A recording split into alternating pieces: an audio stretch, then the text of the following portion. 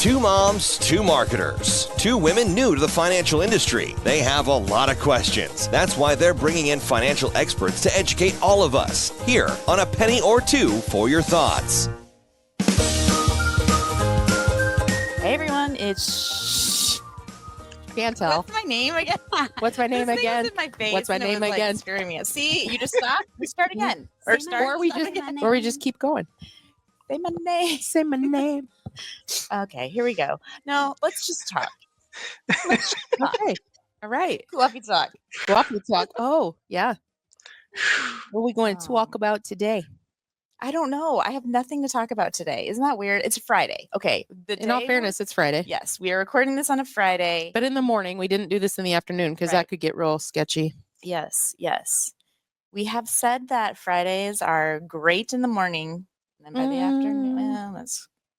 So I thought we shut down at like 2. Our minds, we mentally shut down at like 2 p.m. on a Thursday. Yes. We So Friday's just now that's on record that we're saying that. It is on record, isn't it? Shoot. All of this is just made up banter right now. The terms. What's said on the podcast is yes. Okay. Prior to guests joining, it's not accurate and not the beliefs of Centris Federal Credit Union. We don't know what we're doing today. We might as well just jump into our podcast. We might as well. Right. We're just bantering the things. It's going to be a good one today. Let's just march our way into it. Oh, so good. Yeah, right. So good. Yep. Here we go.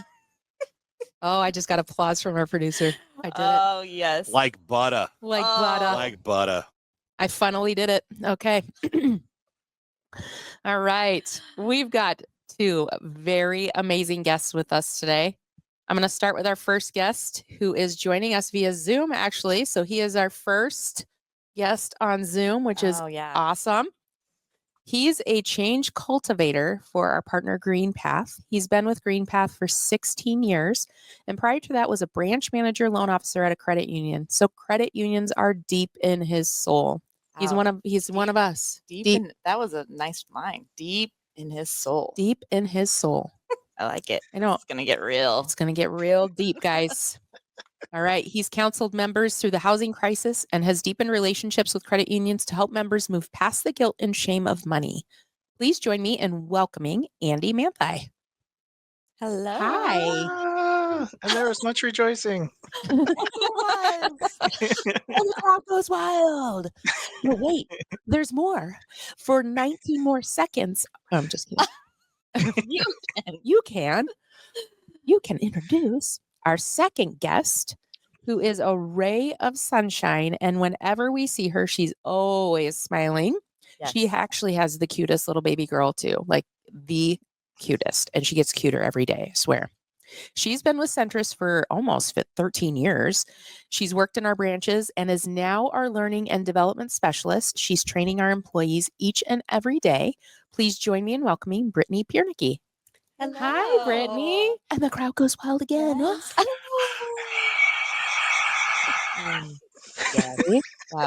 Crowd's wild. Thank you for having me. The crowd. Yeah, you're welcome. Thanks for coming. Yes, we know your schedule. Both of your schedules are incredibly busy. You are just literally stepping out of a training class. Yes. And then stepping right back in. Yes. And you're all over the place doing all these amazing things and having events coming up and speaking. So thank you both so much for making time for this little podcast of ours. We love it. We love having you here. Invite. Yes, of course. We have so much to talk about today. I know. And it's funny, we joked that this was actually one that we wanted to get in earlier in the year, with that new year mentality, New Year's resolutions and things like that. But again, everybody is just so busy. And even though January feels like it takes 10 years to get through, it surprisingly went pretty fast. And here we are towards, we're already into March and crazy. I feel like the first 3 months are just flying by, first couple months. So absolutely. Most of the time when people do make those New Year's resolutions, we hear them, they're always wanting to improve their overall health and wellness. And it usually circles around that working out more, eating healthier. And what that often doesn't get added to that resolution is financial wellness. And this can be just as important as the physical wellness as it impacts emotional, mental, and social wellness. And at Centris, that's something we pride ourselves on. We have the tools and services and resources available to our members to help them with their overall financial wellness. Now, I've kind of thrown a lot of wellness financial words out there. I think we probably need to take a step back and just kind of define those different levels, right? So there's several terms that we use around financial wellness. There's financial literacy and financial capability. So the difference is that financial literacy is really that first level, right? It's the ability to use those financial concepts in daily life and make optimal financial decisions. When you get to financial capability, that's the capacity based on knowledge, skills, and access to manage financial resources effectively. And then financial wellness, that refers to the state of being able to manage one's finances effectively and feel secure about your financial future. So that's kind of that all-encompassing.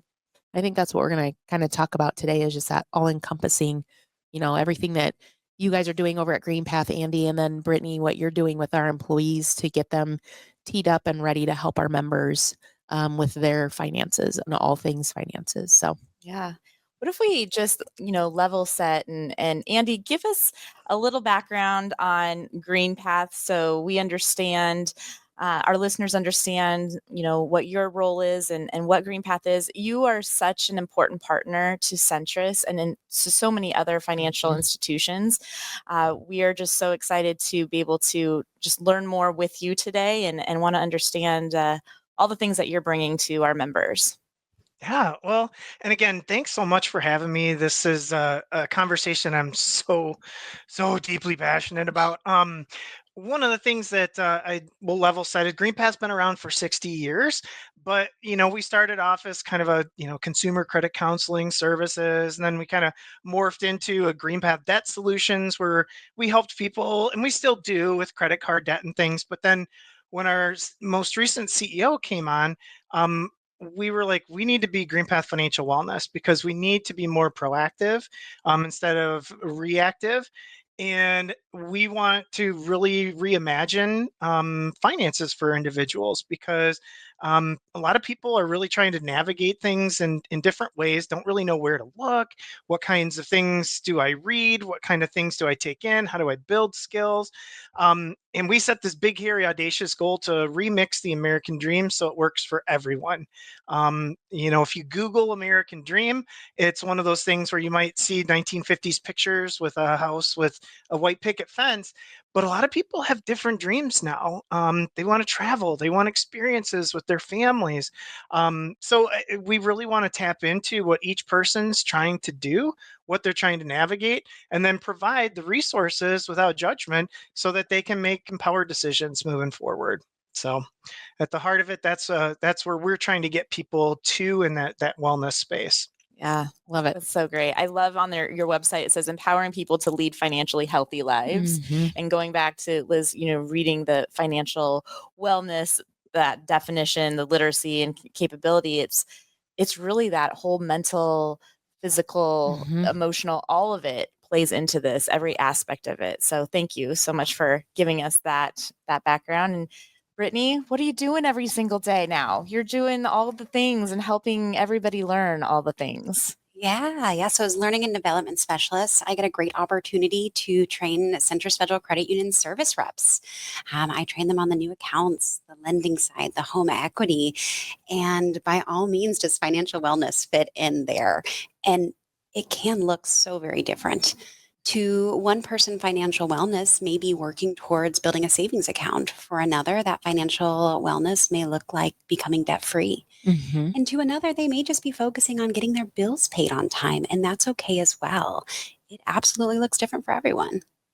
Absolutely. So kind of going back to that whole wellness, we're kind of throwing that wellness word around quite a bit. And both of you can answer this. How can individuals apply how they manage their physical fitness to improve their financial fitness? Yeah. Well, I would You want say to go first? Yeah, you can go first. Thank you, Andy. Gosh, I mean, it's pretty simple. Start today. Don't wait until tomorrow. We make slight edge adjustments that can then make improvements in our lives over time and long term. Absolutely. Yep. Yeah. Well, I loved what you tied in there because it's such a big behavioral economics principle when you think about pre-commitment. So when people actually commit to something, they're more likely to follow through with it. So if you start your diet tomorrow, you're less likely to do it. But if you say, all right, I'm throwing out the sugar today, I'm going to get going today, that can have an initial impact. And I think the other thing that I might add in there as a yes and is thinking about it not from a huge macro goal, but the micro goals, because there's also something called the goal gradient theory, where if we are closer to a goal, we're going to accelerate reaching that goal. And so if there are ways for us to get quick wins, find, do we feel better, are we sleeping better, do we lose that first pound or two instead of I lost 50 pounds, it's way more overwhelming on that side. So it's like we need to break it down into smaller chunks, and so if we do that, sometimes we're more likely to follow through on it as well.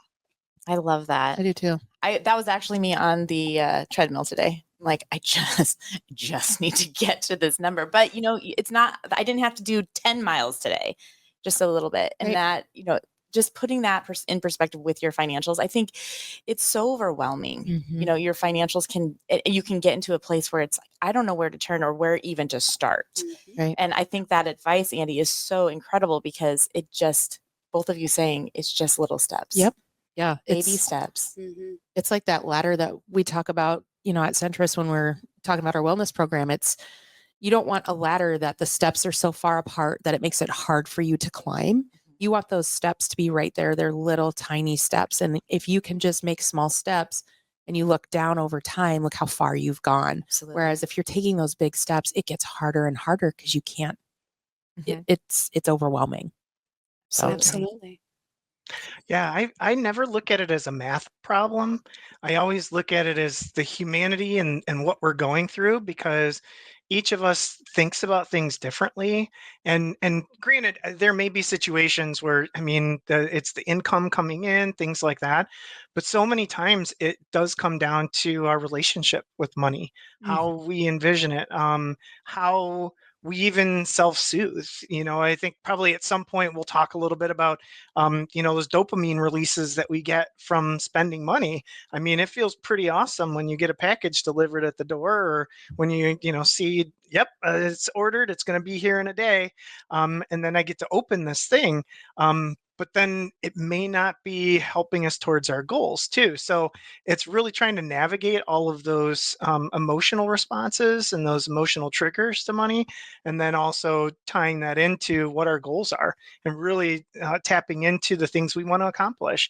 What are the things that we think we can accomplish, or we believe we can accomplish, and really like building our minds and our mindset around that too.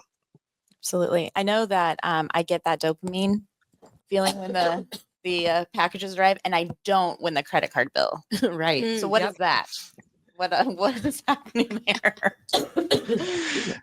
Well, I do have one interesting thing. If you're neurodivergent and ADHD, it could actually be rejection sensitivity dysphoria. So I actually learned that.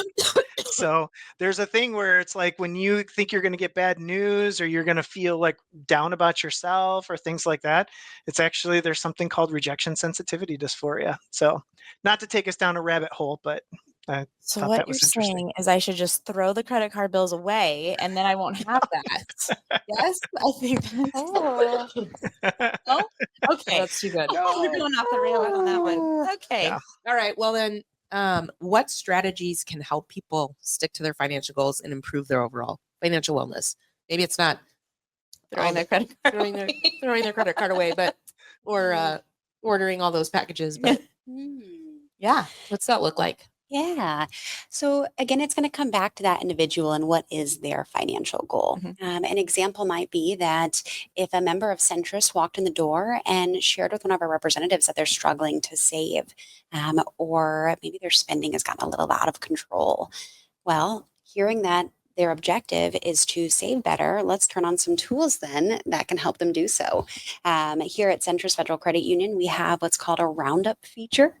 So if our member wanted to opt into this feature, what that would look like, I'm totally thrown off. I was unsure what was going on, and I apologize. Our producer just brought me a glass of water. I apparently got choked. I got all choked up in this episode. We call that a cameo. Oh, Word up.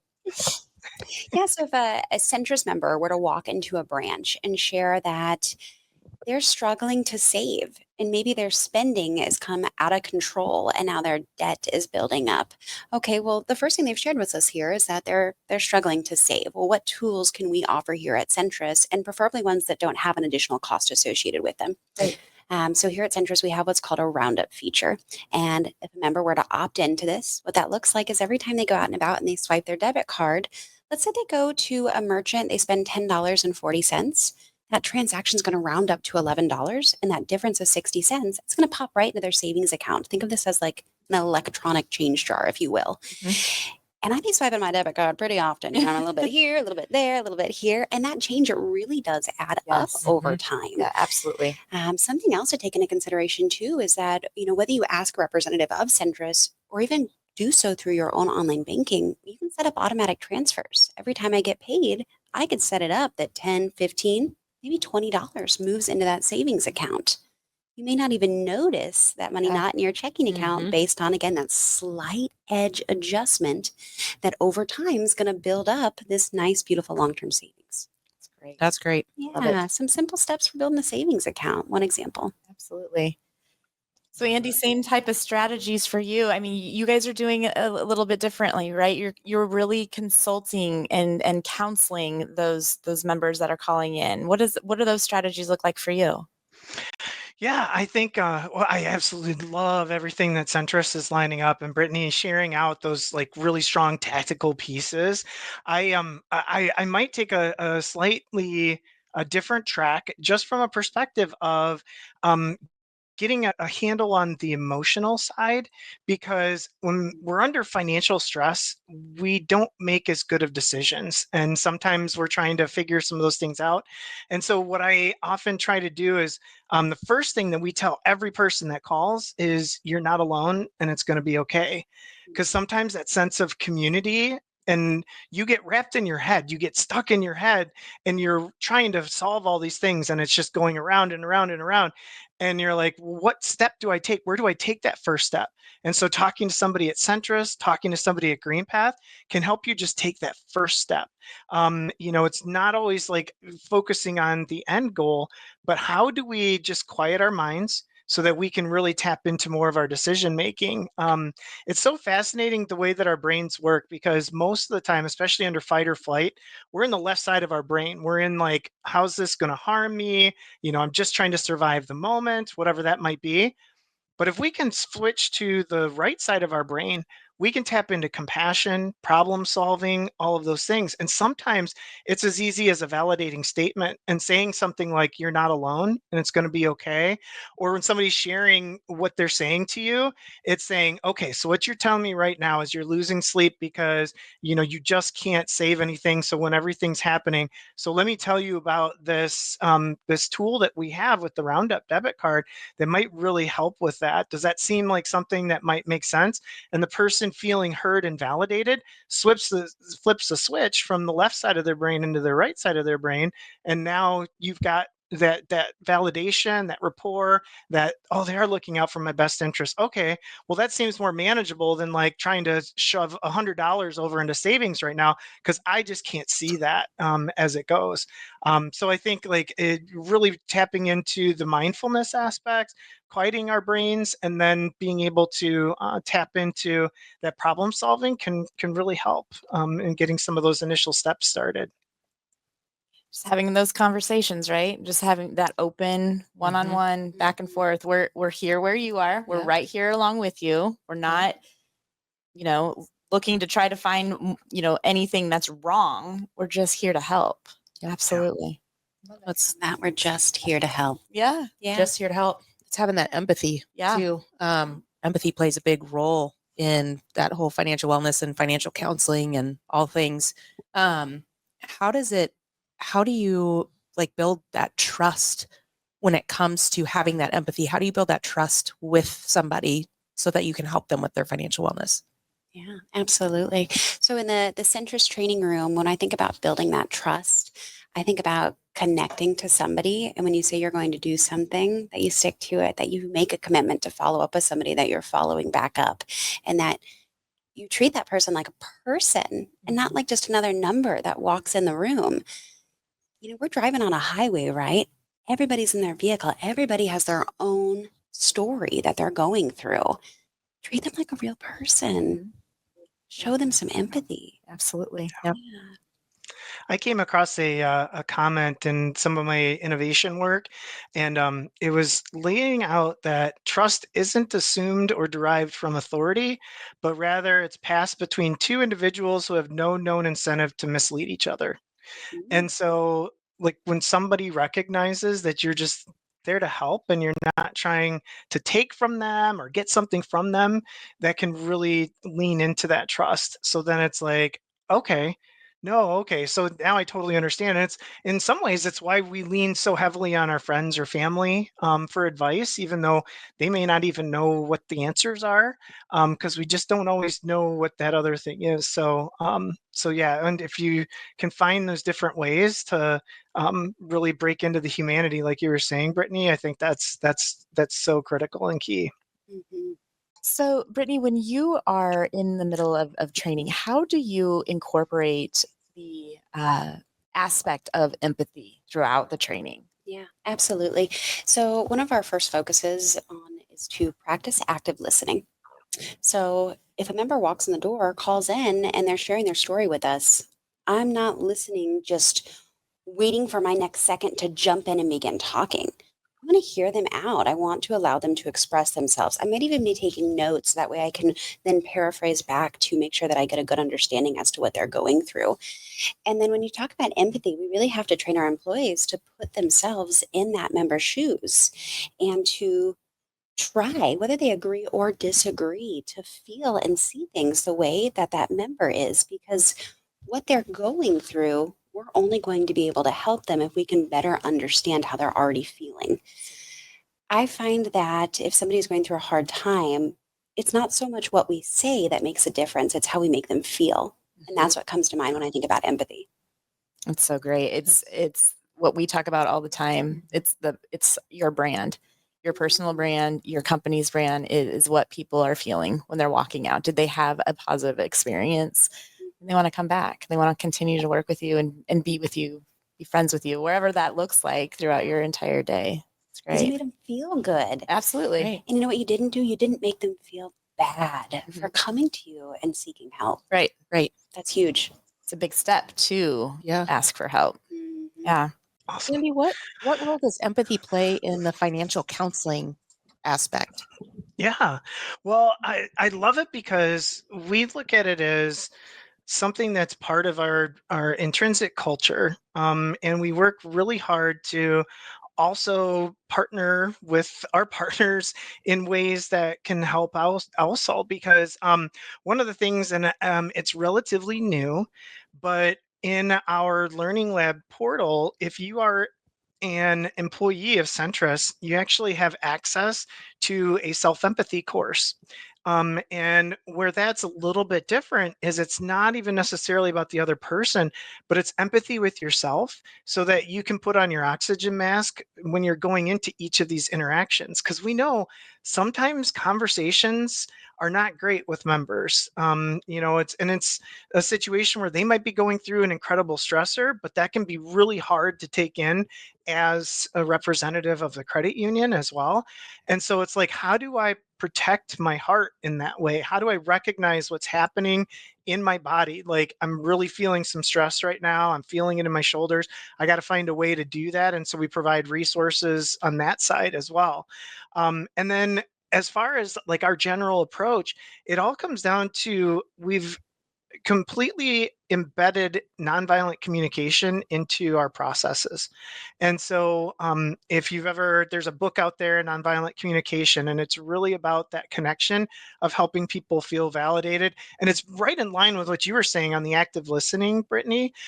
It's a lot of repeating back to somebody so that it's like, what you're telling me is this. So when somebody says, I'm paying, $1,000 for my cell phone, and instead of saying something like, why are you doing that? Because you might be paying less on it. It's okay. So what you're saying right now is that cell phone bill is causing you a lot of stress. It's super high. We're trying to figure out what solutions might work for you. And, let's dig into that a little bit more. So suddenly that person is like, okay, I don't feel so bad about it, because everybody feels so much guilt and shame around money. I know I do. I mean, I even do this stuff. I don't make good decisions all the time. Yeah. I'm like, my wife jokes with me. I'm like, if I have another package, like I'm the shopper, like all that kind of stuff. And so it's something that I try to work through. And so it's hard to talk about. And that's why a lot of people don't even reach out a lot of times to other people. They'll keep it inside. They'll take the statement and they'll put it away, Chantal, like, and be like, I'm not going to Hey. deal with this right now. Yeah, This I'm doesn't not. make me feel not good. Right. Just don't open it. It's not there, If you right? don't open it, it doesn't exist. No? Yep. Okay. Well, and some people even feel bad, like, oh my gosh, I stopped and got a Starbucks. Like everybody tells me I shouldn't. But I'm like, if you work all these hours and you want to feel like here's why I work 50 hours a week so that I can occasionally enjoy a latte. Buy the damn latte. Like Brenton Peck from Financial Health Network was saying that at CU FinHealth last year, because it's like that's the stuff that, like, it's within reason, and as long as it's not holding you back from other goals that you might want to seek. So it's really minimizing all of that stress, that guilt, that shame, and normalizing and destigmatizing a lot of those different things. I get a little talkative sometimes. I get really No, passionate. You're doing it's fantastic. So good. So Love it. good. Yeah, I we love your it. passion. Yes. So I think we kind of hit on it, but what are some common barriers that maybe prevent individuals from seeking that financial guidance and ways that empathy can help our members overcome that? Yeah.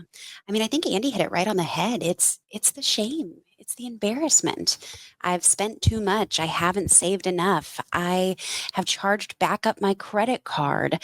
Maybe somebody doesn't feel as though there's help out there. Maybe they are feeling alone. And then again, that's where I say that empathy comes back in. Yeah. Because we share with these folks, you're not alone. You're not the first to call, and I promise you won't be the last. Right. But I'm glad you did call. Yep. Because we are here to help. Yeah. Yep. Mhm. Yep. It's so interesting because we're built for community. I mean, we're built to a certain degree. Like we always, we might be introverts, but there's still, in some cases, but there's still benefit from being part of a Yep. community and being part of people. And 100%. sometimes we get a conflicting message of like individualism, of like, well, you got yourself into this, you pull yourself up by your bootstraps, you do you. And it's like, well, how can we help you? Like, how can we come alongside you? Like, have you ever thought about it this way? Is this something that might make sense for you? So I do think that anytime that we are wrapping into why somebody might be doing certain things, it was really interesting. As this got me thinking, and hopefully this doesn't take us down too much of a rabbit hole. But there's a movement out there now around financial therapy, which digs in even deeper. So there's a credit union in Wisconsin that has this really cool program. And basically, they guarantee a mortgage if you complete the program. The challenge is that sometimes there are issues that come up. So one of the people that was in the program, they had gotten a payday loan because something had happened. They needed quick money, and that was what they were used to. And so the initial thing was, okay, we're going to have grace, everything's fine. We can't do this because this is, we don't want to jeopardize this program. We want to make sure you're on track with all these different things that we're doing.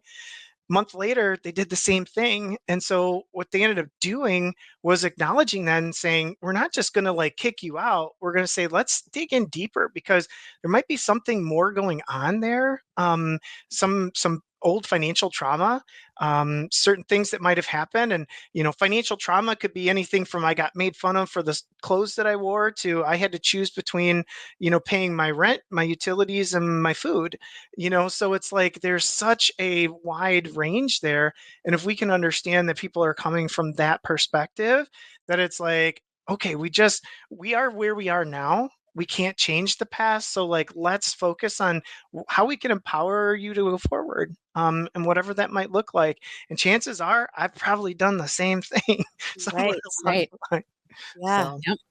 It's great. Asking for help. I mean, that's like the core of today's show, getting to the place where you can feel comfortable with whoever that looks like, to ask for the help. Right. And just remembering we're all fighting a battle, Yeah. whatever that looks like, every single one of us every day. It's just, it may look a little different than my battle looks a little different than yours, and my battle looks a little different than yours, but we're all, like you said, we're all sitting in the car on the highway, and everybody has a story. Yeah, Mhm. absolutely. But you just got to know when to ask for help and know that you are a part of a community that is willing to help. Yeah. Mhm. So if you wanted to leave our listeners with a penny or two for your thoughts, what's the one thing you would like, one or two things you'd like to leave with them today so they remember? Be open to seeking help. May that be through going to your financials website. Do they have a blog that you can read if you want to seek help solo at first? And then maybe ask for that help. If that wasn't beneficial, sit down with a representative of Centris. Give GreenPath a call. If you are a member of Centris, GreenPath services are entirely free. Yeah. Get started, talk to somebody, Yeah. make a slight edge adjustment. My goodness, maybe write down your bills, write down your income, and see what's going on in your bank account. Right. Yeah, let's find out Yeah. what my financial situation is. Determine, is it well, or does it need some wellness? Oh, that's great. I love- So good. Oh, I love that. We got to use that in our marketing. Okay. Okay, write that Yeah, down. that's great right now. yay, Brittany. Love it. Love it. So I have really, and I guess because I'm thinking of it, it's my thing. I'm like, I'm a huge proponent right now of hope and grace. So many people will feel like I don't have hope that I can improve my credit, that I can save some money, that I can do this or that. And so I think in many ways, it's thinking that, you know what, if I believe that this can happen, if I just reach out maybe, and somebody might have a perspective that really clicks with me, and that it's okay, that things will be okay, and tying closely into that is grace, because we beat ourselves up so much about decisions that were made, and so if we find a way to give ourselves grace and say, you know what, that didn't work the way I thought it was going to do, we are where we are, so you know what, I believe I can do this, I believe that I can change the narrative, and I think that I can do that, and I'm not going to defeat myself and say it's never going to happen, because I'm going to have hope that this can happen in the future, because I'm not going to destroy myself over a decision that I might have made. And it's one of those things, it's the hardest thing to do, because I think most of us probably are the heaviest critics to ourselves. Um, but if but if we can just like give ourselves the freedom to say, you're okay, you're not a bad person just because you bought Starbucks, like it's okay, you're fine, like there are people that care about you and that will help you. So those are the things I lean into. I can't even end this on a better note. I know. Like, I don't even want to do my outro because it's just so bland I know. compared to that. Oh my my goodness. goodness. Thank you both so much. Yes. This information was amazing. I know. I feel like just uplifted. Yes. I have hope and grace for myself now. Right. Right. As I head into the weekend. Oh, we appreciate both of you. Like we said, we know you're very busy and you both are doing amazing things. And you are doing amazing things for our everyday, and you make such an impact on people. And we just appreciate everything that both of you do for members and for just the communities at large. So appreciate you both. Thank you so much. And listeners, keep on rating, reviewing, and sharing your favorite episode. I know this was probably going to be at top of your list. And if you don't want to miss any episodes, be sure to subscribe. If you have any financial or career-focused topics you want to learn more about, and any questions specifically that you want to ask, you can always email us at pennyforyourthoughts@centrisfcu.org, and we'll find the right expert to bring on the show. We've got those great insights, great tips. We have a lot of financial education that we are posting on our social media channels, which is Facebook, Instagram, X, and LinkedIn. We can always check out our website too at centrisfcu.org. And if you just want to chat with one of our amazing experts, you want to reach out, you want to ask for help, you can just give us a call at 402-334-7000. They are all ready, willing, and able to help you out today. We really hope you enjoyed this episode. Thank you so much for listening. Thanks, everyone.